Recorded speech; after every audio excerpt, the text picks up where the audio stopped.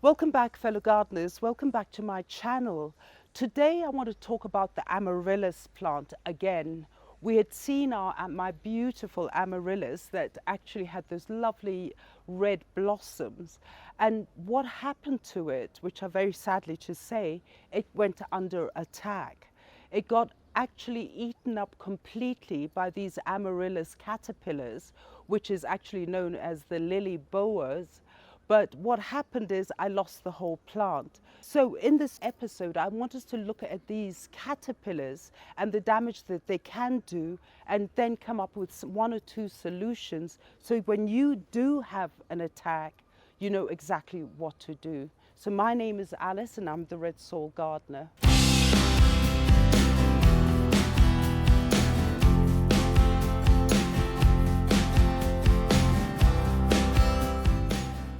Now, what happened, as I explained, is our beautiful Amaryllis plant got eaten up. Within a week, I had nothing left. So my only solution was to save the bulb. Now, what happens is these caterpillars actually start off as a moth. And from there, it progresses and becomes the caterpillar that actually eats your Amaryllis. And then from there, if they do get into the bulb, you've lost your plant, it's dead. A while back, we had done an episode similar to this one where my clavier actually got attacked by the Amaryllis or the lily boa moth, and in the end it went under attack with this caterpillar. So we have to have a look at that episode. So the Amaryllis caterpillar is actually a caterpillar that you can actually recognize because it has bands of black and yellow, and it does grow to about 40 millimeters length.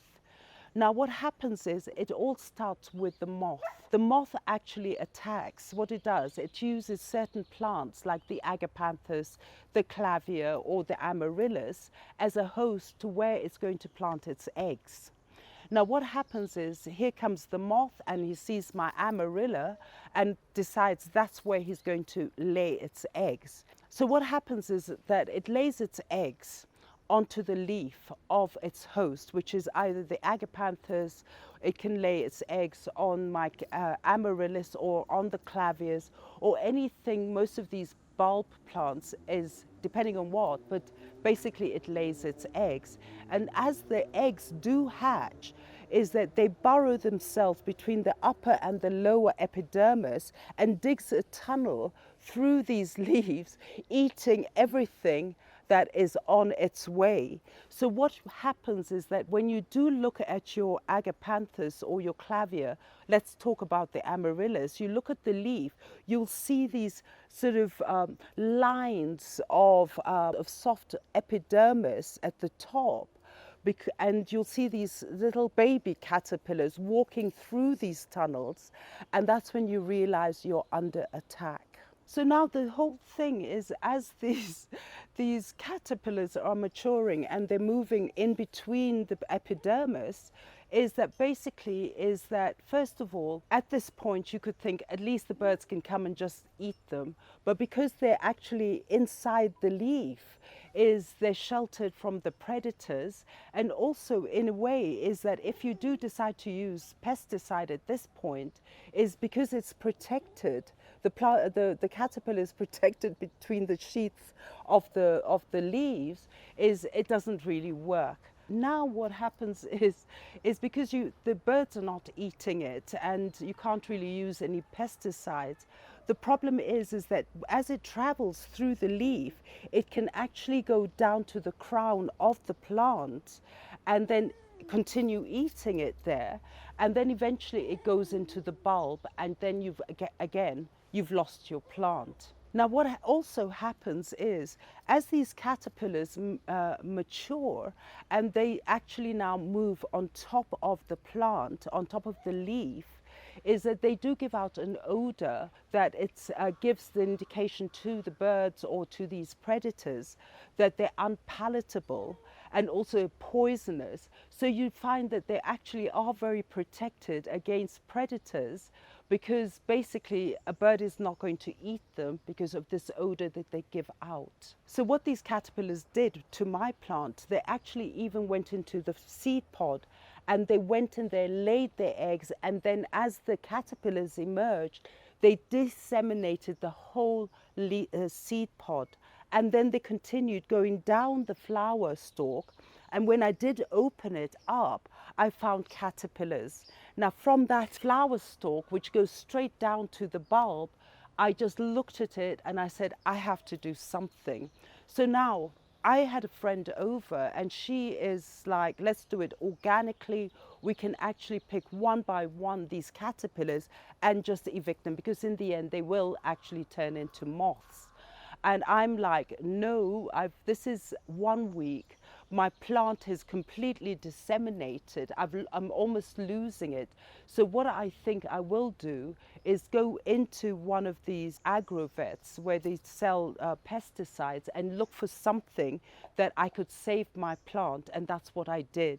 I went to my plant and I cut down all the leaves because we still had caterpillars moving inside those leaves. I also got the buds, the seed pods where the eggs were, and I put it all into a plastic bag and sprayed the inside of that plastic bag. And I made sure I don't put that into my compost, because those larvae, again, may be in the soil and it will come back into my garden. Then what I did with the bulbs, in order to rescue them, I snipped off the top, checked to see if I had any caterpillars or any of those eggs in there, and I snipped them and then took the whole batch. I didn't realize I had such big bulbs. I took all those bulbs and I soaked them in the pesticide overnight and made sure that everything was clean. That's exactly what I did. Now, there are different alternatives that you can do. Is some people do introduce certain types of beetles that actually do eat the caterpillars. But on the other hand, is in my situation, it was actually quite dire, and we worked so hard on that Amaryllis plant.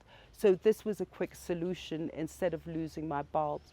So there you are, fellow gardeners. It's really a choice if you want to go organic or if it's a dire strait. I would actually come up with a quick solution. So we are going to do a part 2 again and go through a propagation with it.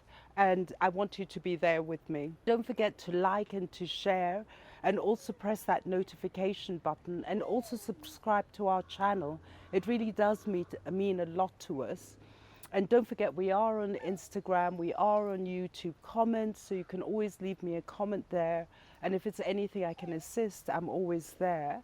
So, and fellow gardeners, join me on my part 2 of how I saved my Amaryllis. Have a lovely day and happy gardening, and do check your plants so you don't actually get those caterpillars too late. Bye.